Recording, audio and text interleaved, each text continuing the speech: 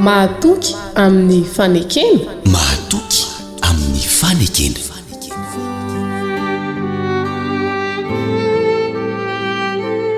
Miara-panao indray ry mpiaino malala ny pasteur Pierrot Rafitonjanahary no miaraka aminao ao anatin'izao dia ara-panahy izao mahatoky amin'ny fanekena. Omaly isika dia nahita ilay fanombanana ny fiarahantsika mandeha amin'Andriamanitra. Androany kosa ny lohahevitra dia hoe mbola misy fanantenana. Mbola misy fanantenana.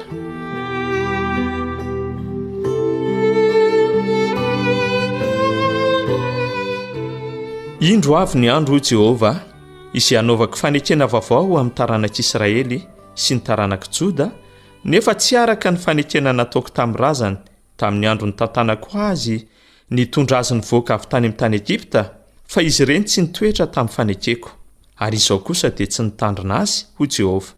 Fa izao no fanekena ataoko amin'ny taranak'Israely, rehefa afaka izany andro izany ho Jehova, dia ataoko ao an-tsainy ny lalako sady ho soratako ao am-pony, ary izao Andriamaniny ary izy oloko.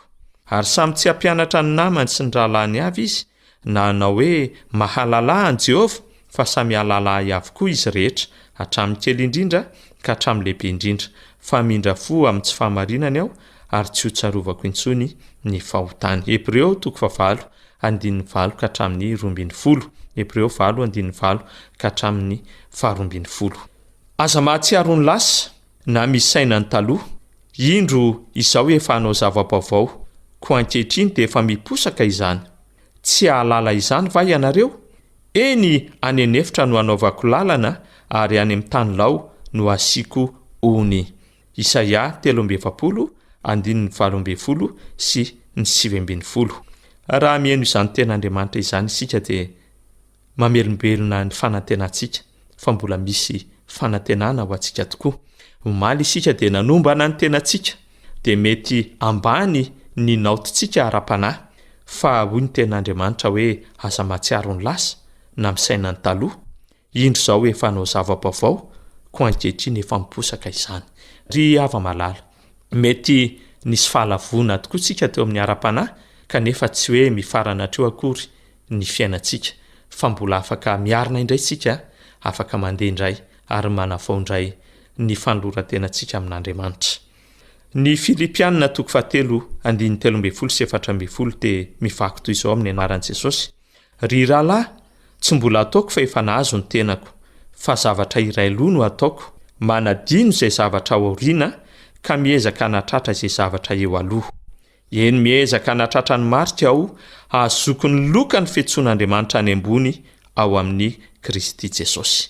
Andaontsika hanadino ny lasa, andaontsika hanadino ireo tsy fahombiazantsika rehetra, andehantsika hanadino ireo pejy nanamatroka sy nanome aloka ny fiarahantsika mandeha amin'Andriamanitra. Iverenantsika ilay fanambarana 12 nataontsika omaly, izay nozaraintsika andiany 3. Manatratra ny avo, manatevina ny ao anatiny, manatratra ny any ivelany. Le manatratra ny avo apatsifiko indray fa dia mitaratra ny fifandraisantsika amin'Andriamanitra mivantana. Reto ary le fanambarana, ka raha ekenao le izy dia ataovy hoe eny, raha mbola tsy vonina ianao dia ataovy hoe tsia. Fanambarana 4 voalohany, hanokam-potoana hivavahana irery aho. Hanokam-potoana hivavahana irery aho. Fanambarana 2, ho asiana fotoam-pivavahana maraina sy hariva ao an-tokantranonay manomboka izao. Ho asiana fotoam-pivavahana maraina sy hariva ao an-tokantranonay manomboka izao. Fanambarana 3, hanokam-potoana handiniana samy rery ny tenin'Andriamanitra ao. Fanambarana 4 farany, hianatra tsara ny fandalinana ny tenin'Andriamanitra ao na ny leson'ny sekoly sabata. Izay zany fanambarana 4 voalohany. Ilay hitantsika omaly ihany izay, ilay notombanantsika, fa ankehitrinsika dia anomboka pejy vaovao indray zany, ka asiantsika eny manandrifo ny fanambarana. Ny andiany 2, fanambarana 4 manaraka dia ny fanompoantsika ao anatin'ny fiangonana.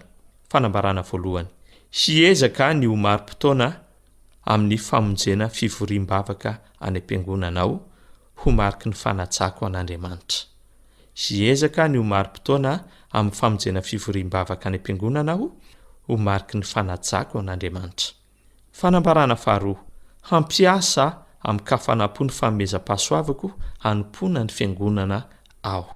Fanambarana fahatelo, sitrako ny anoana am-pifaliana ny tetikasan'ny fiangonana sy ny voibe. Sitrako ny anoana am-pifaliana ireo tetikasan'ny fiangonana sy ny voibe. Fanambarana faefatra farany, hamonjy ireo fivoriam-bavaky ny fiangonana aho, ny sabata, ny folo androm-bavaka, ny fivadikana. Izay zany lay fifandraisantsika amin'ny fanompoana ny fiangonana.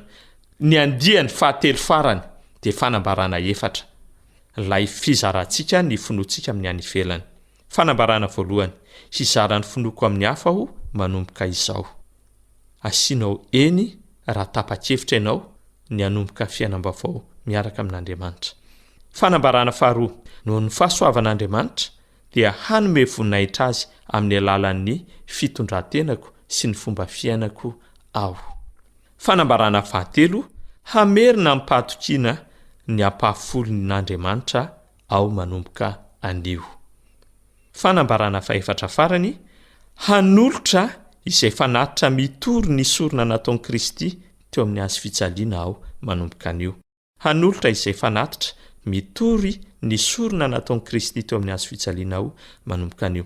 Rehefa vitanao ny nameno ny fanambarana rehetra dia asivo anarana dia asivo sonia. Andriamanitra ny hanampy anao mba hahafahanao manatratra ireo fanapahan-kevitra noraisinao androany, ary aoka ianao hangataka ny fanohanany mandrakariva. Ny Tompo ane hitay anao. Amen.